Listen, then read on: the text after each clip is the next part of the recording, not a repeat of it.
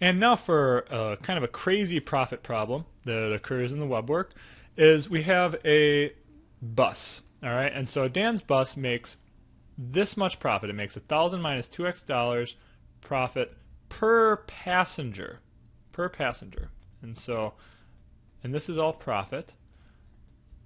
And where x is my total number of passengers. So what does this mean? If I take like one passenger, what it's saying is I'm making like $998 per passenger. So if I take one, that's $998 per passenger. But if I take two passengers, I'll only make $996 per passenger.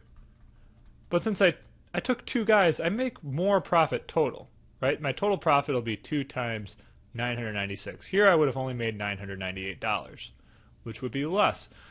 But notice kind of so as I increase my passengers, I'm making less and less profit per passenger. And it's asking what's my maximum profit.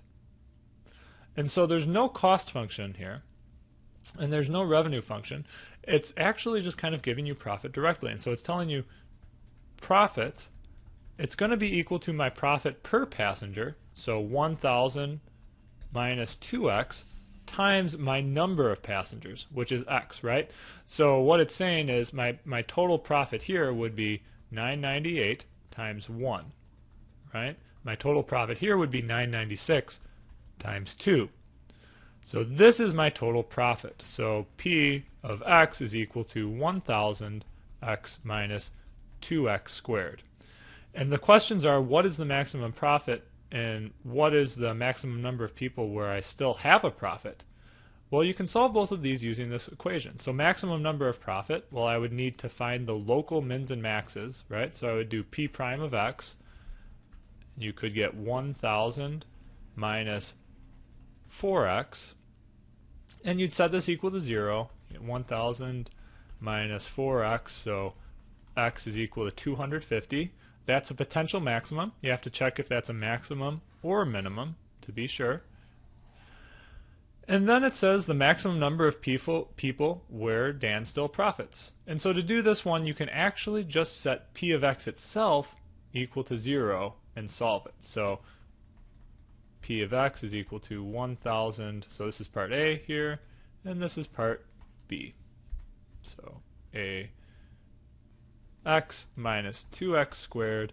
So 0 is equal to 1,000 x minus 2x squared. And what do we do when we have equations like this? Well, we have to factor, right? So 0 is equal to x times 1,000 minus 2x, just 2x.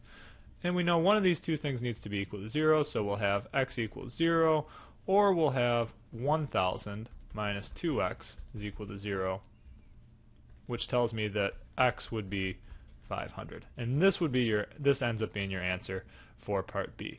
Kind of to give you some intuition, the shape of our graph looks something like this, right? So your critical point that you're finding here, x250 is this top mark, 500 is where it's no longer positive, and 0 is where it starts being positive.